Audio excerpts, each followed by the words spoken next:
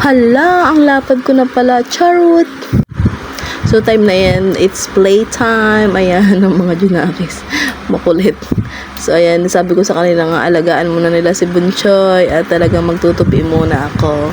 Pero may pagkakataon talagang hindi na nga talaga kaya. Ay talaga namang, ay, kita niya namang napakalikot. Ay talagang gusto ni buhat ng mama. At talaga namang bebehan ko na ito ay gusto niya lagi nasa labas ng bahay. Diyos me, yung marimar. Ayan, binuhat ko na muna pansamantala.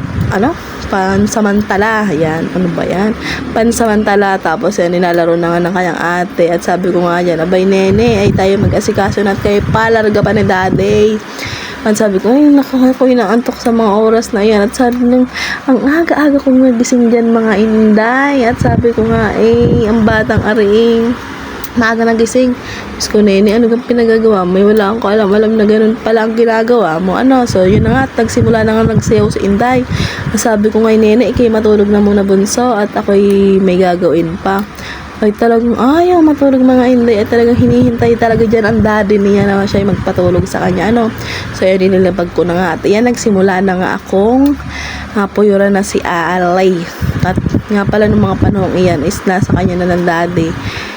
Nasa kanya ng daddy si bunsuan at pinapatulog natin is at sila iiskabo na at sila ngayon may pupuntahan ng dalagang iyan. So syempre ayos-ayos natin ang buhok at sabi ko nga ba nene, ang haba na pala ng iyong buhok at gaganda ka. Naku, pero usog na lang mo Ang sabi ko nga sa kanya diyan ay pupuyaran ko na siya. At sa nagtatanong kung bakit hindi natin bawasan ng kaunti ang buhok ay yun yung may-ari ng buhok ang ayaw kong magpabawas ng buhok. Ay sabi ko naman ay ayos lang naman at siya naman ay babae.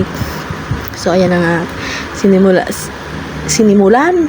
Tinapos ko na pala yung pagpupuyod sa kanya at aayusin ko yung buhok niya para naman maganda-ganda naman ang pagkakasalansan at para maganda ang pagkakabuo-buo ng buhok niya. At talaga namang maganda ang buhok na rin. At telephone hair. Ay, telephone hair. Sino ka dyan?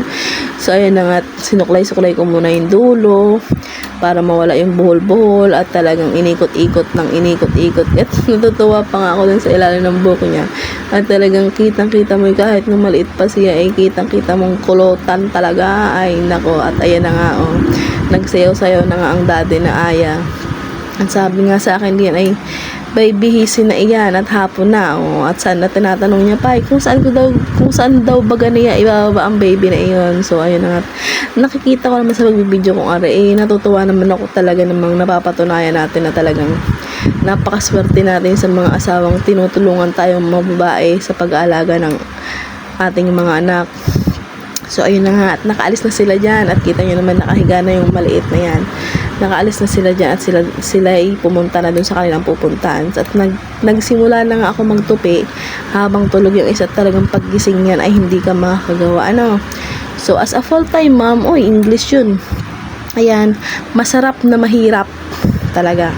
Kasi syempre, pag wala ang asawa mo, nasa trabaho, ikaw lahat ang mag-aasikaso, maglilinis ng bahay, pwera na sa pagluluto kasi talagang ang asawa ko na ang nagagawa nun. Oo. So, ayun. Pag may pasok naman siya na nagluluto sa umaga. So, sa ulam naman namin is, yun na, yung ulam namin sa tanghali ay yun na rin yung ulam namin. Yung ulam namin sa umaga ay ulam na rin namin sa amin sa tanghali kasi hindi naman ako ma-arte dahil sa mga ulam na katulad ng iba dyan. Charis! May parinig pa. Charis lang. Oo, real talk lang, diba? Mayroon kasing ulam na sa umaga, ayaw nang iulam sa tanghali o sa hapon. Dahil sa buhay ngayon sa mahal ng bilihin ay talagang dapat ay ganun ang gagawin mo. Kung may ulam pa sa umagang natira, ayun na rin ang iulam mo sa tanghali. At pag humabot pa sa hapon ay iulam mo na din. Huwag na mag-inarte at sa mahal ng bilihin. So ayun na nga, ano pa bang ikikwento ko? Ayun, natapos na nga mga inday ang aking pagtutupi at ako'y lalabas na diyan at naiwan na nga sila diyan. So yun lamang at maraming thank you. Hope you like my video and hope to follow. Please follow my video. Ano daw? Please follow me. I will follow you. Like and also like it. So, yun lamang guys, and maraming thank you. Bye-bye!